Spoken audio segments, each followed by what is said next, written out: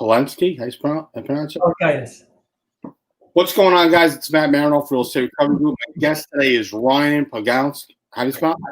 Paliukaitis, close, Matt. Paliukaitis. Sounds like laryngitis. Paliukaitis. There you go. So I've been following Ryan. We've been following each other back and forth for obviously a couple of years. I know that you started in the industry, I think 2006. Yep. Basically, Ryan's been floating around. He's been around. He's been doing wholesaling, landlording, rehabbing, investing full time since 2009. Started 2006, part time. Been through ups and downs regarding the market. And basically, I want to have Ryan on today because, again, here's another guy I met at a networking event, and I saw him speak. And he was talking about wholesaling, and I'm not really a firm believer in wholesaler. I know that there are quality wholesalers out there. Ryan is one of the quality wholesalers that's out there. I can definitely say that. I have never heard anything bad about him. But I'm assuming that gray box on that wall right there, that's the box with the keys in it. Is that it? That's the landlording box. Yeah, I just put that on, I don't know, half a year ago. Just tired of losing keys, so I have the little labeler and a little key rack on there. So that is the original magic box. Ryan, I appreciate you coming on today. I know you're busy. No, thanks for having me. Is it too early for a tall boy? What's that? Is it too early for a tall boy? Come on, bro. Of course not. You want to talk? All right, hold on. Yeah, I got something. You got a tall boy? Hold on. Here you go. Yeah, no, that's serious. I like the coconut water, but I think vodka or rum probably goes better. That's a big buddy. It's a big boy for you. It's a big boy. Ryan, I want to have you on because I wanted you to talk about your journey. So I'd like for you, if you can, just to give us an idea, an overview, or however deep you want to go into it. What was your journey into real estate? Why did you get into it? Where did you come from? Sure. So my background is actually computers. I graduated from NJIT with a computer science degree. I worked for Net2Phone, which is a subsidiary of IDT, basically making phone calls over the internet. Net2Phone was the pioneer for the originators for that. So I worked in a variety of departments, immediately after graduating. And one day, I guess one of the coworkers mentioned to me about the famous Rich Dad, Poor Dad. So he gives me the audiobook and I'm listening to it, between busy work and doing monkey testing, as we called it. And when I first heard it, I guess like most people, it's something they're hearing for the first time. It contradicts a lot of what we've been taught, etc. So at any rate, as I started educating myself and researching, I started to implement what I was being taught. So about 7 months after, reading up, posting on forums, etc., I started door knocking in my local neighborhood. I ended up getting a house at a pretty good deal that I was planning on turning over. And then given the scenario, I was living at home at the time, paying my parents a little bit of rent.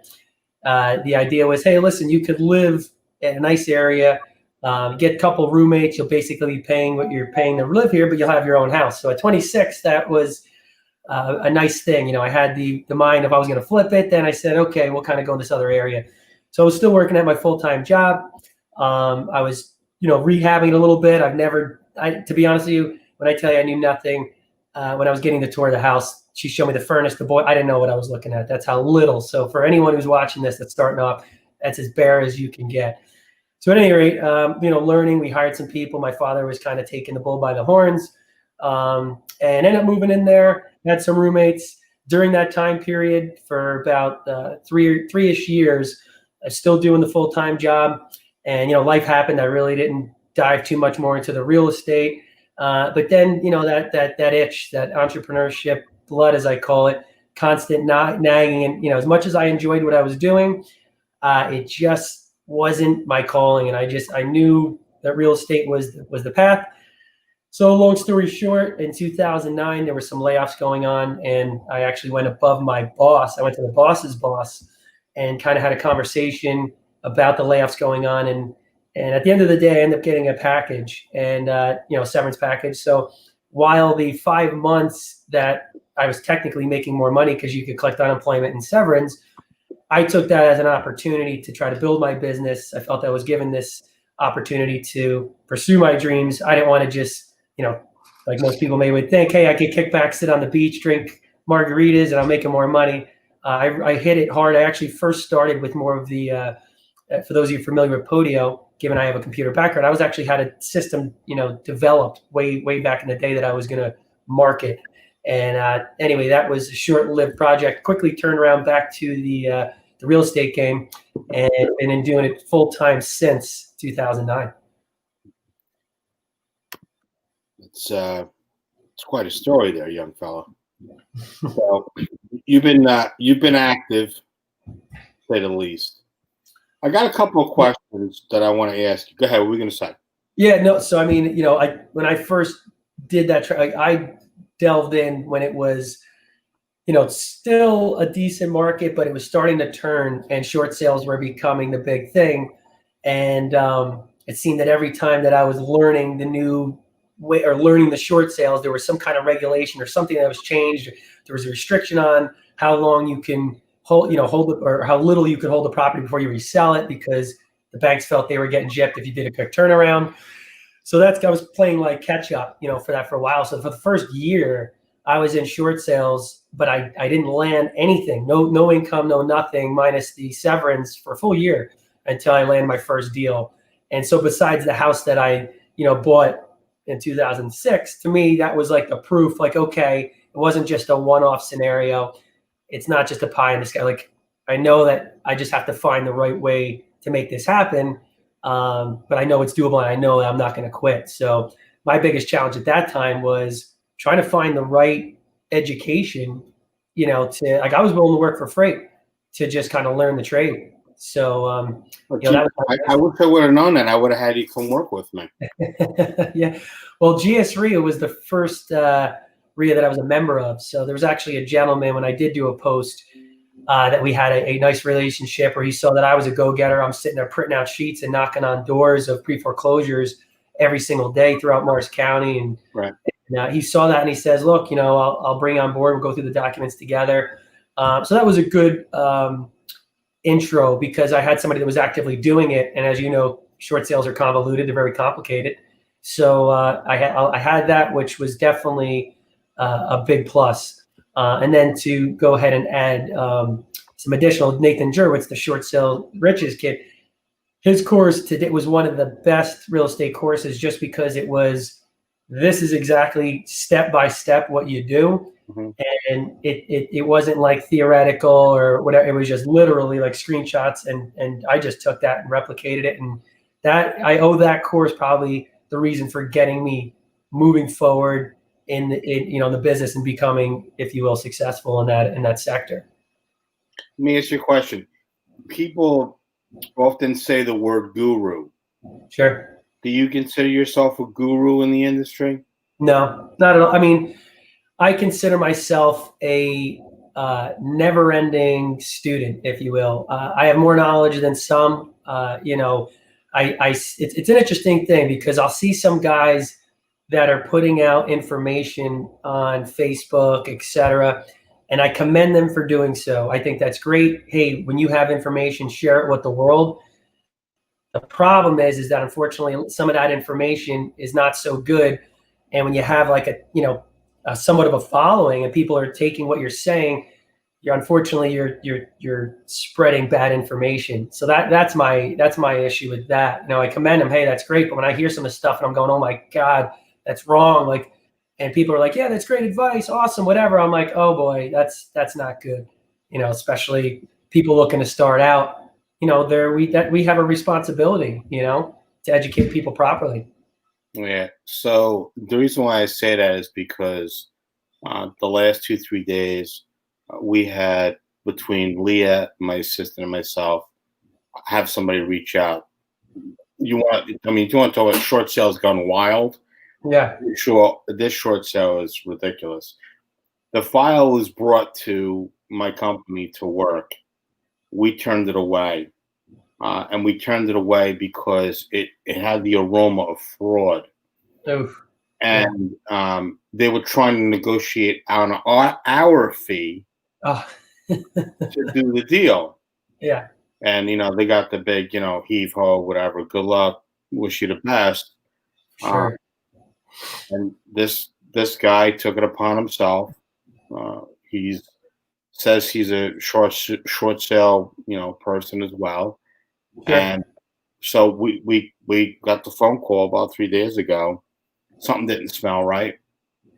I reached out to Leah. I asked her, "Hey, did you ever reach back and try to, at least give the guy some advice?" Sure. And she unloaded and said, "This is the file where the homeowner wanted, and I quote, $50,000 to leave the property, Uh, or wanted to stay in the property for 2 years, and they wanted to cut our fee by more than half for us sure. to basically commit fraud so they could get a property at an amazing price." Well, fast forward, the listing agent, I mean, this is beyond fraud, Hmm. that was brought in, was getting 3%. Now he's demanding 6%. Wow.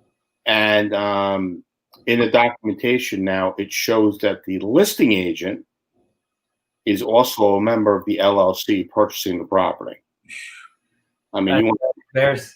it doesn't get any closer to fraud than that, except matching handcuffs and a wonderful newly pressed jumpsuit in There you orange. go.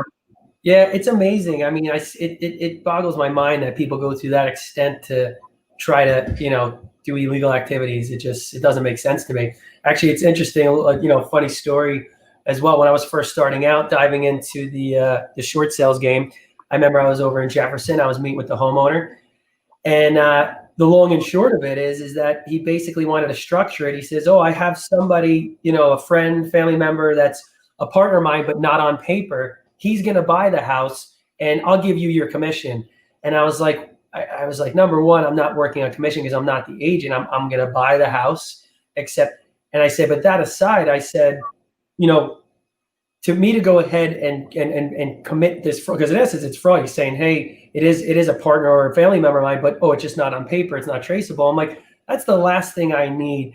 Just first getting into this business, and then all of a sudden I'm on the front page of the Daily Record. Ryan Paliukaitis commits fraud. It just doesn't make sense. So, there's. I've had an experience yesterday that was interesting from one of these other agents. It is unfortunately a bit of a dirty business, and there's a lot of grimy people. But I think as long as you have proper morals and ethics, stay on the straight path, I think you can navigate and you can be successful. But yeah, it's something to be mindful of. There's definitely some bad apples out there on all sides. Not just realtors or whatever, also the investors. But it's very important to have the right education. And obviously, to never engage in it. To me, it's not even worth it. Forget the monetary aspect. For your reputation, I mean, if you get caught involved in something like that, you might as well pick up and move, because you're done in that market. And hell, with the internet and Google, quick search and it's over. So I do everything I can to try to do everything on the up and up. And it's not worth it the other way. It's just not my blood. I agree. I mean, if I can't do something that I would be ashamed of, that could tag me, if somebody was to throw it up, like what's his name says, Mataskowsko, throw it up in the Google, throwing it up in the Google. If anybody was to Google my name, it all references what I do, and Sure. God, with the grace of God, 15 years doing it, nothing negative. Yeah. So I agree with you. It's no amount of money is worth the aggravation that could come back at a later date. But listen, let's talk about this. And this obviously leads into this question. What is the right way, and what would you consider the wrong way when somebody's starting in the real estate investing game? What's your opinion on that?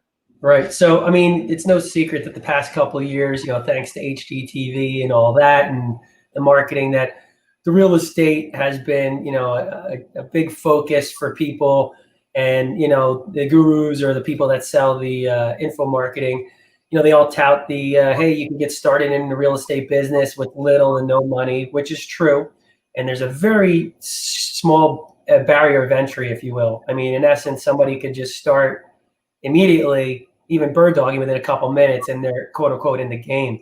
Right. The problem is that so let me kind of divert a little bit. The problem is with the ready, fire, aim scenario. That has plausibility because you have these people that are professional learners that they buy courses endlessly and attend summits, but they don't do anything beyond that. They're just gathering all this information, but they won't pick up the phone and call. So for them, it makes sense. Like, hey, get out there and learn as you go. But I don't think that applies to people that just attended 1 3-day seminar, summit, expo, whatever, or an online course for 8 hours, and then they're thrown out in the field to start making offers. To me, what I'm seeing right now is a little hectic. For example, I had a wholesaler that sent me a deal.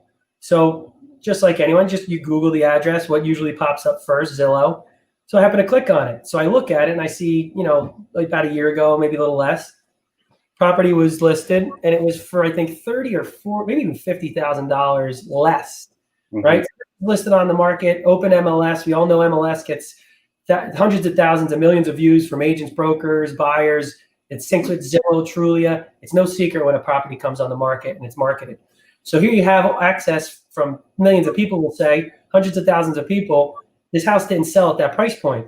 So you had this wholesaler shoot me this out. I already knew based off of the way the email was constructed, the correspondence, I knew they were very green. When you're in this long enough, you could just tell just by talking to people. So I just said a question like, hey, was there anything done in the past, whatever, year, whatever, to justify this increase in price? Because he's asking that much more.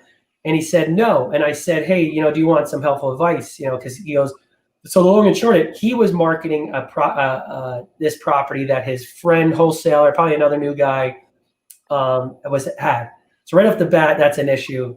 Then we could address that in a minute. But I basically said, well, listen, just from a common sense perspective, you're marketing this to buyers like myself. We're going to go ahead and take a look. And I don't even have to take another minute of my time to investigate to know that if this didn't sell, for $50,000 less, and it's still a hot market, and there was no improvements or anything being made, what justifies that price increase? No market that I'm aware of in Jersey went up that much, to justify that increase.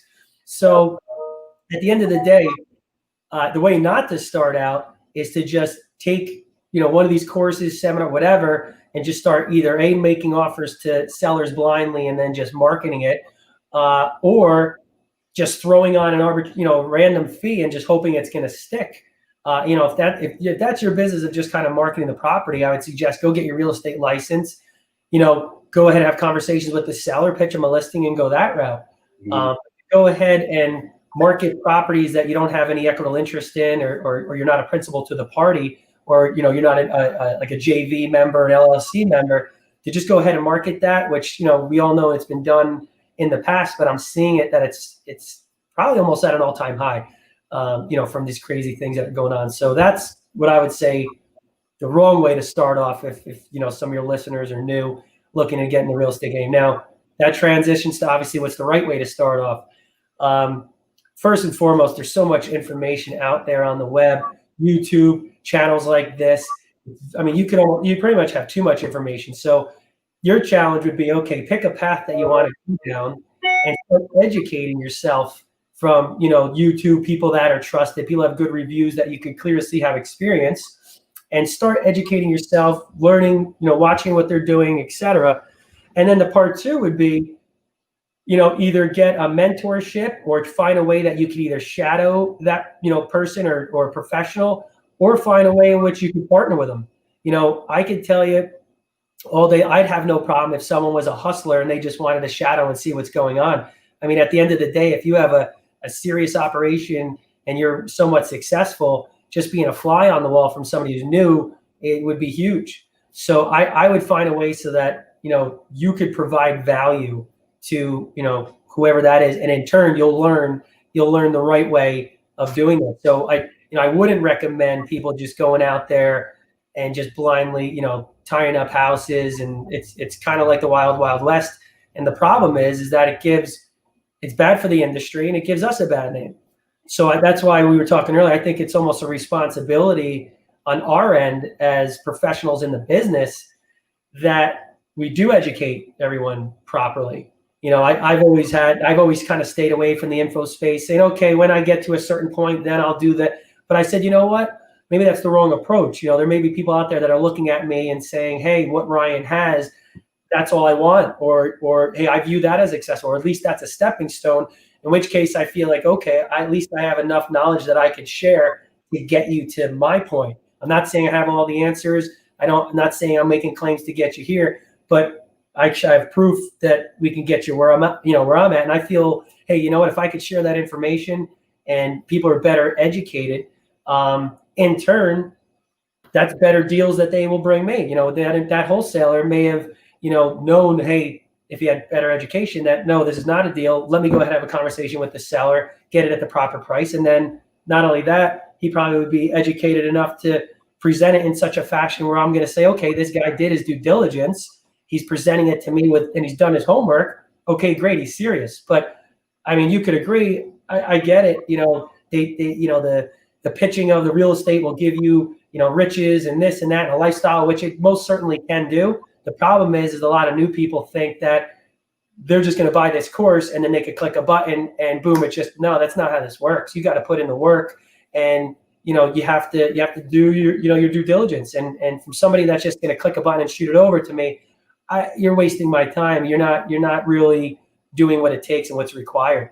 So it's not all glamorous. It doesn't really sell, but at the end of the day, you have to really master these boring day-to-day tasks to have an efficient business, and that's just the tip of the iceberg. But anyway, full circle is to really find the right people, the right coaches, to educate you properly. So you really gave me an earful. I will tell you this. Unfortunately, from the real estate standpoint, as a real estate professional, as a realtor, based on what I've seen across the United States, I would say that 9 out of 10 real estate agents want nothing to do with short sales.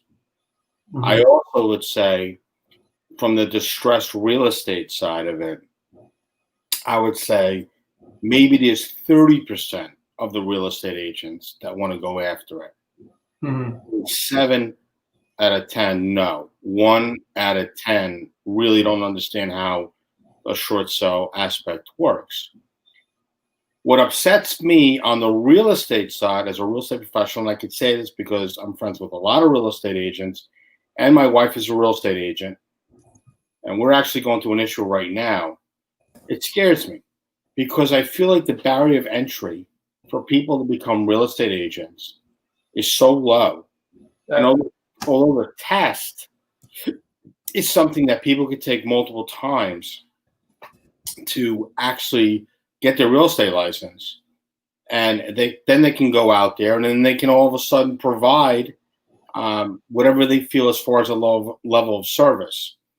So we have a short sale that we're working on right now, and I was just looking at the email, and it looks like we're getting back on track. But there was somebody that was approached, homeowner, and this person never stated that they were a real estate agent.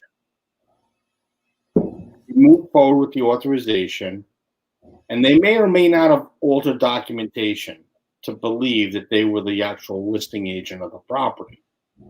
Well, fast forward, last week, I find out there's somebody at the house. I go to go take a look at the property because I am the short sale company. My wife was out showing the property. She could not get there. And this individual stating that they're the listing agent of the property. And I'm like, what? So we finally got everything straightened out. But it's so scary that people feel like they have a right, a physical right to an asset and take advantage of people that are in such a horrible place and make it seem like they're doing them a favor when they're actually causing more harm than good, because now the file is in review status, not for a short sale, but possible fraud. Right. Not by my company, but what had happened on the other side. So, I say this with a heavy heart, that if you're going to play around with somebody and may or may not work out as far as a listing or as a purchaser of the property, people have, I feel, almost like zero compassion. And I do get a lot of this, which upsets me. Well, they should have known what they were getting into in the first place, or they pocketed their rent money, or, they should never have gotten a loan in the first place. No skin off my nose. For me, hey, it's next. They go on to the next deal. That frightens me, because a lot of these people are marketing themselves as professionals and that they care, and they don't.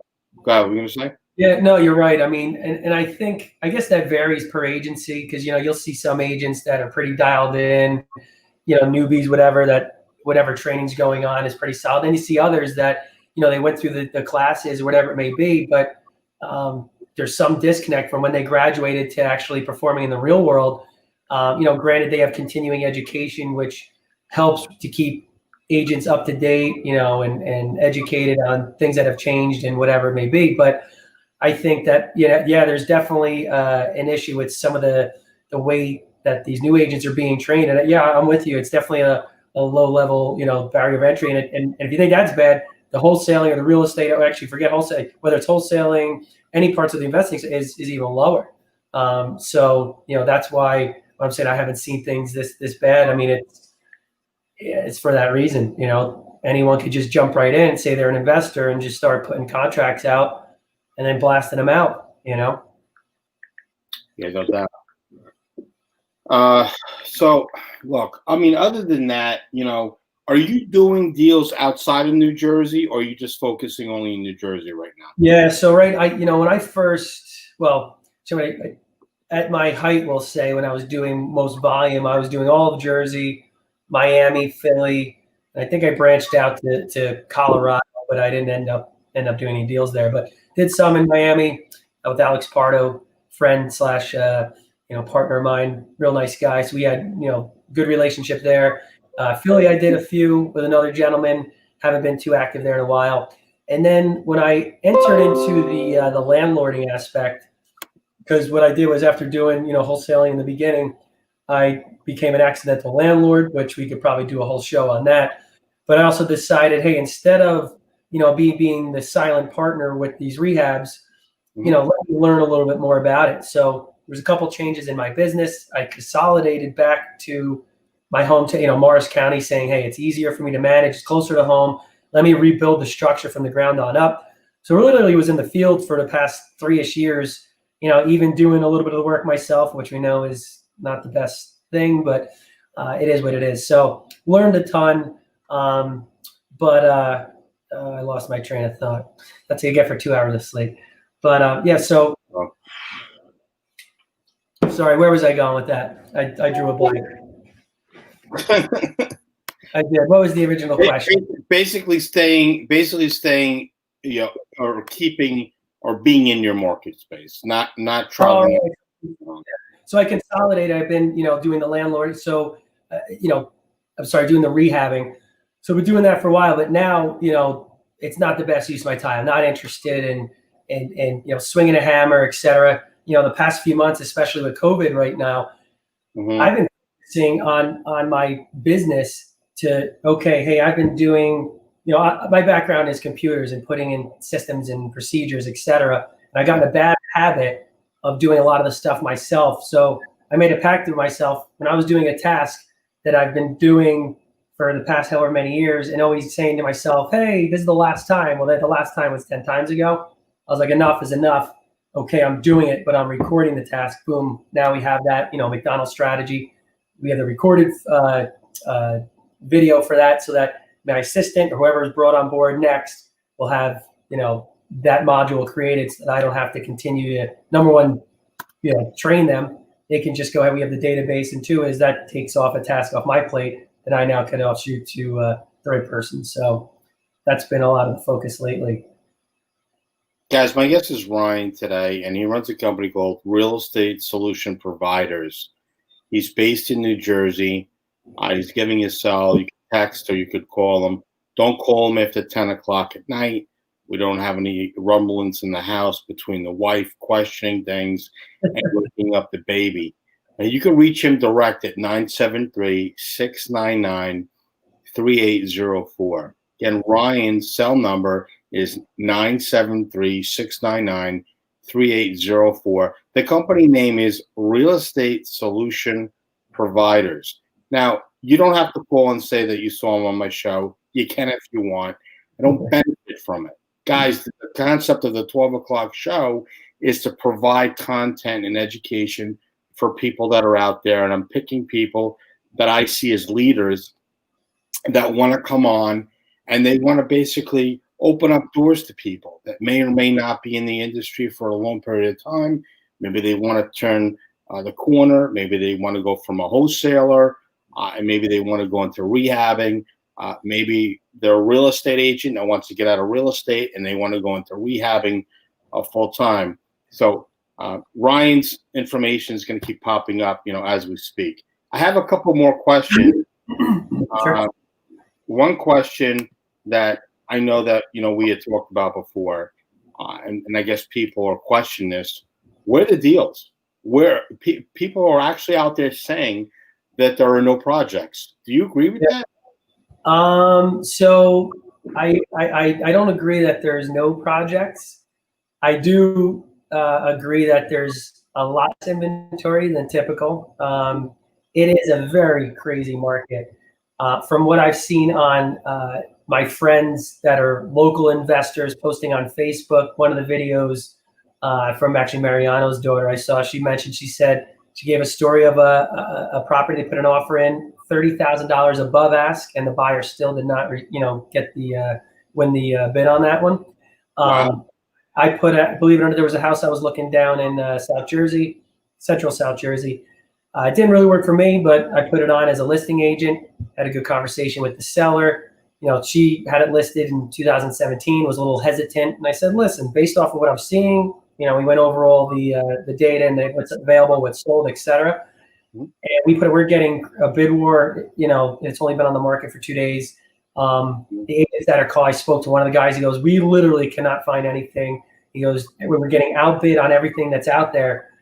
So there's a ton of we know that it's a crazy market. Where I'm finding the deals is, believe it or not, is relationships and past correspondences with sellers. Let's go back in my database to 2011, 2012.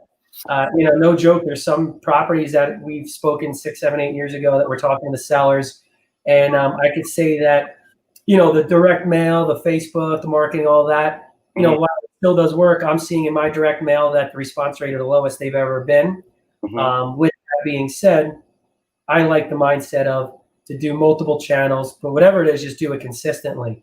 So, right now, what I'm seeing based off our revenue streams and lead sources is, again, relationships, which I've been trying to build for the past year. And especially during the COVID-19, when we're all restricted here, that was the time, now to tap in and to just kind of network with people and, see how you can help them and how they can help you. I mean, it's very, very, very powerful.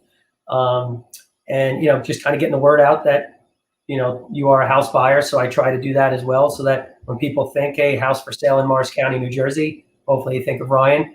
Again, just going to my database, hopefully everyone who's been, prospecting and lead source, hopefully you have a database somewhere where you could tap into. I've been saying for years from my extended partners, et cetera, there's gold in that database. There's gold in that database. And I'm seeing that now more than ever.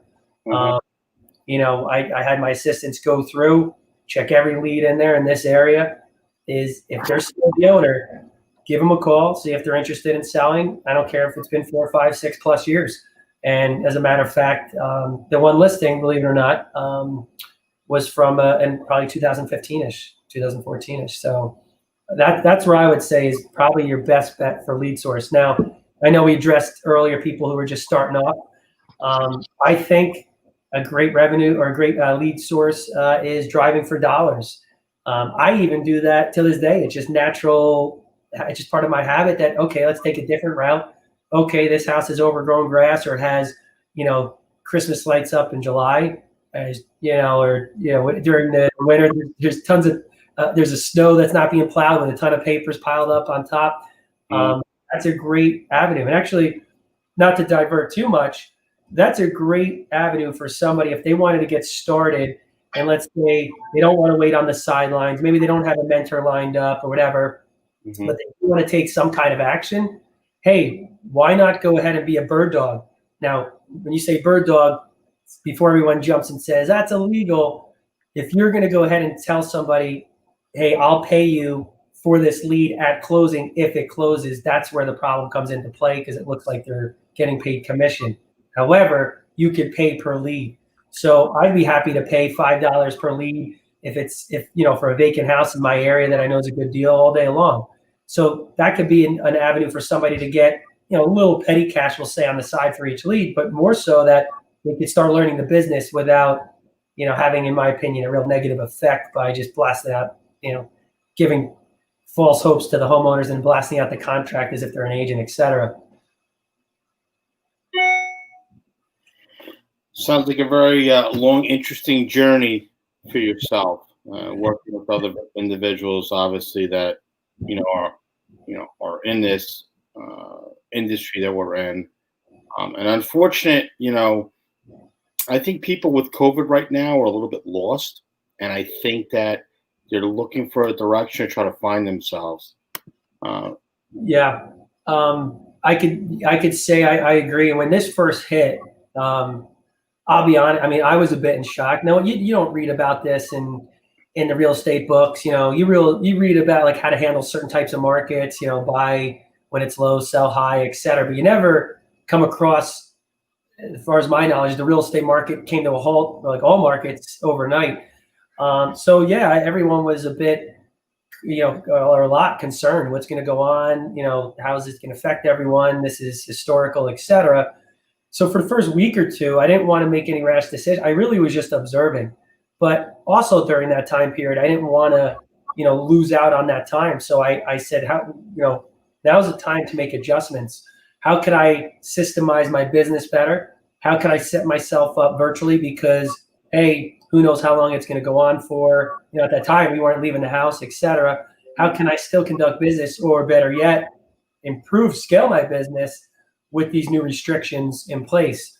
But not only that, it was, okay, let's focus on the things that were put on the back burner, things that, like putting in systems and procedures into place that should have been done years ago that haven't been. So that's been like my focus of just like personal development, business development. I've even been a little more consistent with meditation. Sam Colon does that. He holds the class. It's good. It's had a positive effect. So just kind of like an all around, just to better myself as a whole, be a better version of myself. I know it sounds cliche, but that's really my biggest thing that I'm after. It's all interrelated. It's not all about business. It's a big part of it, but I feel it all kind of filters or all kind of spills over to one another.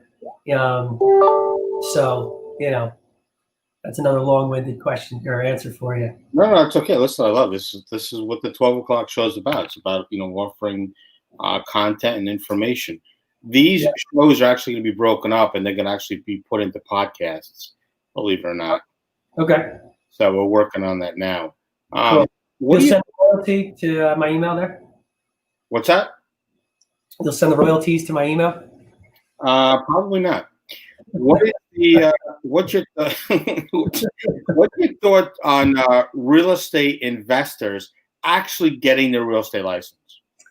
Yeah, so that's an interesting one. I think you really have to just address the pros and cons. So it's definitely not required. That I can definitely say. You can conduct real estate investing without having your license, and some people actually prefer that route.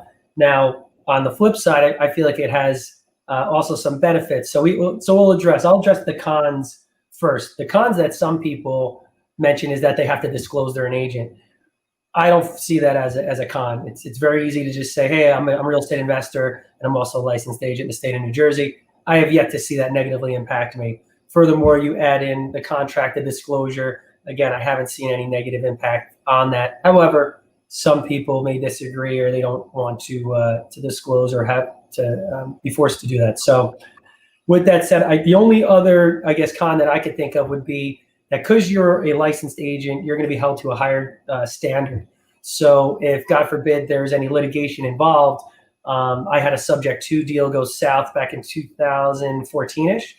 And unfortunately, even though there was no, I was not acting as a agent, they, it was a money grab. They wanted to go ahead and tie or pull in the broker, pull in all this. So it actually, in that case, in that regard, it kind of hurt me a bit, because we had to pay extra money because they were trying to, bring that in and use it against us, unfortunately. So with that being said, which is probably few and far between, the pros are obviously, number one, you can run your own comps or have someone in your office. You're not dependent on another agent. Having access to the MLS is very, very powerful, especially when you have people that are running comps with Zillow and stuff. Hey, that's great for ballpark numbers, but it doesn't compare to having access to the MLS. The other portion is that I feel that it's an additional revenue stream. You could set this up so that, hey, listen, I'm prospecting homeowners, and I know that not all of them are going to want to sell me cash.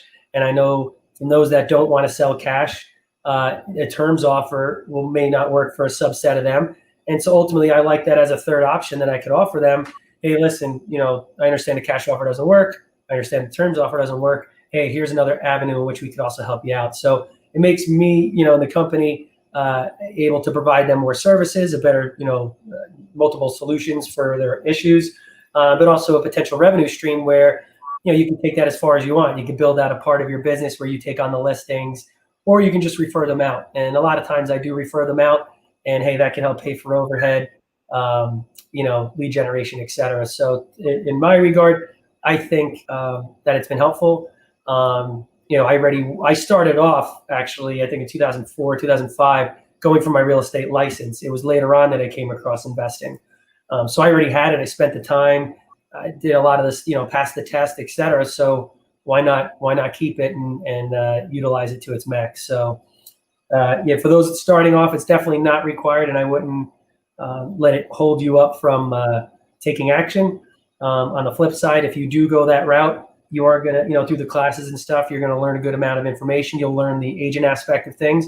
And I feel that you could always use that as a benefit to your own business. I recall when I was in corporate world, I went to school for programming, creating, and then a good part of my professional career was actually quality assurance, trying to break the programs. But I had both sides. So I was able to be a better employee because I knew from the programmer perspective, I knew now how to test better. So at any rate, that's that in a nutshell. So it really comes down to the person and what they're looking to do. Understood. So, really one of the last questions that I do have that I want to ask you is, what is something that you used to believe in that maybe you don't believe in any longer right now? Right. So one of the biggest things for me was that by doing the work yourself, you're saving money. I do believe maybe it has a place, right? However, I went down that path a little too long, and especially, look, I'm guilty of it the past 3 years. I probably was in the field learning the rehabs a little longer than I should have, and unfortunately built bad habits of, all right, I'll do it. Before you know it, you're just doing it because you could do it best, and then you realize your time is just better spent elsewhere. Right. And now listen, I get it. When you're first starting off in this business, and again, you have the info marketers who are pitching out how it's easy to start off with little or no money, and we get that. But then they also pitch, how successful and how much riches you could have, et cetera. And when most people are starting off, they have limited budget. Even though I was collecting severance and whatnot, I had small amount of money to deal with, and no one wants to put out $1,500 to get a couple responses or have them in the mail piece bomb. It could happen when you're first starting out, and to be able to do that again consistently the next month. So I get the mindset that like you're watching your pennies. Hey, you could hire VAs for a few dollars an hour and Upwork. Hey, you can go ahead and use free tools that are available to you. And I went down a bad path where I felt that a programmer mindset, like, oh, okay, here's a mailer program. Well, I don't want to be hostage to their program that if they change something, my business shuts down, or I guess I don't go too many, but I'll have that added overhead each month. So $25 extra a month. You're like, oh my God, that'll add up. Plus I have this and that. So you start to become like a penny wise, dollar foolish person, because you're starting to see, okay, I could negotiate. You're taught in the real estate to try to negotiate, and just by asking, you may get a discount or something. So I feel like some people have that mindset where they're trying to pinch pennies everywhere, and in turn they end up hurting themselves instead of just saying, hey, you know what? By me bringing on this person for $5 an hour, $10 an hour, it's not the cost. They're actually making me, X amount of dollars a year. So it's a big mind shift that you have to go through where, when you're to view like the marketing costs, hey, that's not wasted dollars. That's actually just continuing marketing your brand. And that's one less touch I have to do next time. Hey, my assistant at $10 an hour is not a cost. They're actually making me an extra 50, 100, whatever it is a year. So you start looking at, the hired help and stuff, completely different mindset. And now I'm like, okay, who to do the how? Who can I bring on to take care of this task so that it's off my plate and I could focus on higher level stuff? So I could say for years, and again, even having a computer background, I was developing a Podio system before Podio existed. And you could go down that rabbit hole where you're just trying to tweak this system and it's got to be perfect. And before you know it, you're spending countless hours on something that may never take off the ground, and you've neglected the basics of how to run your business. Right. That's one thing that I say, my viewpoint, and, investing, you can't go wrong investing with yourself. I'm huge into that lately. I feel like you can never go wrong with investing in oneself. If you truly are going to take this serious and you're honest with yourself, saying, hey, I'm going to make it no matter what, why wouldn't you invest that money into yourself? So that's been one of my biggest, aha moments and stuff as of late. Yeah, no, 100%. I get it. Look, I truly believe that if somebody's in the business to make money and or to try to help people, I'm always the people before the profit. I know other people have different ways about it. That's how I look at it. That's how I run my business model. What's helped me is outsourcing to my team members and focusing more on my business than actually being in it. Sure. And doing it has actually led me to have an explosion in growth within the company.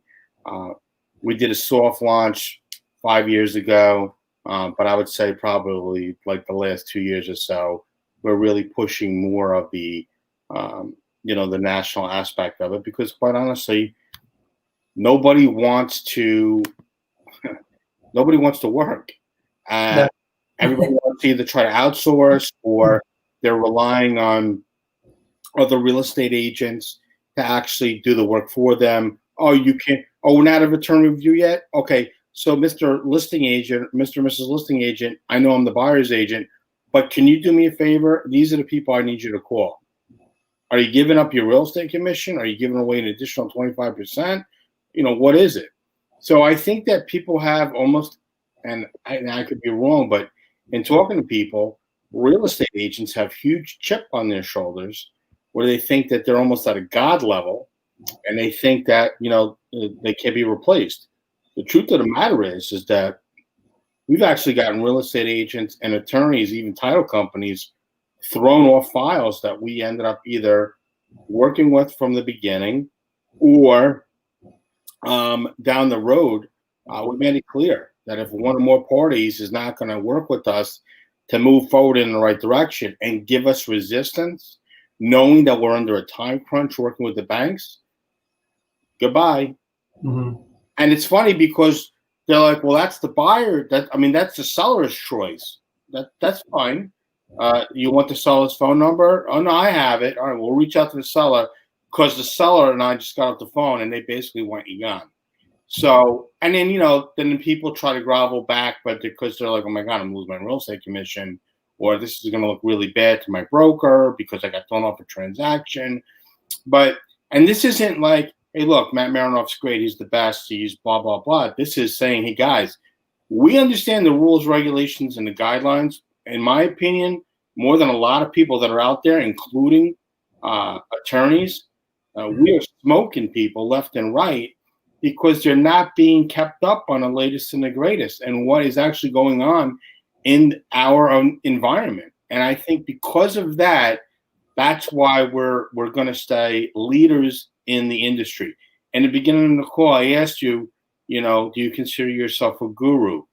I don't consider myself a guru. I consider myself a guy who's on a mission that wants to help other individuals so they understand what their options are. Now, the options, unfortunately, a lot is avoiding foreclosure. They might not be able to keep their house. Maybe they can get some more time to stay in their property. But running parallel with some of these other jokesters in the industry that claim that they're so great, and I look at some of the content that these guys put out, and I laugh because not only is it half-assed, might not even be wrong, I actually have people send me stuff privately about what these other people are promoting themselves as. And it's pretty scary, Ryan. It is pretty scary out there. Sure. No, I mean, and you brought up a great point. You said people before profit. And I mean, let's be honest, a lot of us got involved in the real estate business because of the lifestyle, and it could be, definitely provide, good money. But at the end of the day, I mean, I recall meeting with homeowners and basically working for free. Again, when you talk about the short sale, back in the day in the crash, there was many times where I spent a lot of time and I wasn't able to stay in the transaction. I would back out, let the thing close because it's the right thing to do. And I think that people need, two things. One thing is a good foundation of ethics and morals. Listen, think of the long-term perspective. Do what the right thing is to do. Of course, we want to make money in this, but it's not always going to happen. And not only that, a lot of people they have just short-sightedness. They'll try to squeeze every nickel or squeeze you out of and who wants to work with somebody like that? Where's the long-term, mindset? At the end of the day, if you screw me on one deal, we don't do deals together. That's just foolish, in my opinion. Hey, listen, long-term relationships, multiple deals, we both win. I think, that's kind of where I excel. A lot of the guys that I'm partners with have been for many, many years. We both have that synergy that we think, you know what? We value each other and we're in this for the long haul. Some will do better, some we won't do great. But in the end, it all equals out. And I think it's important to have that long-term vision. And, it's also very important to have that mindset. Yes, we are in this to make money, but ultimately, we're here to help the people and do what's right. And sometimes that does mean that you're not going to make the money. I've had conversations anytime I talk to a homeowner, hey, listen, if I can't help you out, I'm more than happy to point you in the right direction or link you up with somebody who can. I'm never going to leave anybody hanging. That's just how I operate. So I think if you have a good foundation with ethics and morals, and you have that long-term play, and if you're a hustler, I don't see why you won't do well in this business or any business for that matter. Guys, my guest today is Ryan from Real Estate Solution Providers. He's giving us a cell phone number where you can text and email him, text and call him. His number is 973-699-3804. It's 973-699-3804. And the purpose of the 12 o'clock show is to offer education and give information to people that maybe they're not Googling or they're not researching. And I personally, if you know somebody that you think can add value in real estate and should be on this live, by all means, reach out. You can call the number that's on the screen now, obviously for short sale help, but you can also call to come on and be a guest. Or if you have questions, we are going to start implementing where if somebody actually wants to, be, live on the show and ask questions, we're toying with the idea of doing that too, because people are texting me and saying, "Hey, bring me on, bring me on." So I'm wondering if that's something that we might end up doing in the future. So if you have any questions about the show, you can call us at 866-739-3960, 866-739-3960. Again, Ryan from Real Estate Solution Providers at 973-699-3804. Ryan, at the end of every show, I ask people to emulate the finger point and see if they can do it. Shit, I didn't see that. All right. Hold on. Fuck. That's probably terrible. But how do you... It's close enough. Okay. I'm gonna give you a 6.5 for effort. Yeah. Okay. At least it's not terrible. I used to have people stand up to make sure that they have pants on because the Zoom calls. Okay, there we go. Yeah. No, there you go, bro. All right. Hey. Close. I'm gonna give you a 7. All right, good. So I used to have them stand up to prove that they're not doing the Zoom call in their underwear. Are you open for? Yeah, I couldn't get up right now because let's just say, and I'll leave it at that. All right. That's the beauty about doing these calls at home. But anyway, thanks so much for coming on today. I really appreciate it. Guys, this is Real Estate Recovery Group. You are, or you have been, watching and listening to the live stream show of RRG, and we'll see you soon. It's not a no until you get a restraining order. Thanks for coming on, Ryan. All right, you got it. Thanks, Matt. Appreciate it. Yep. Hold on one second.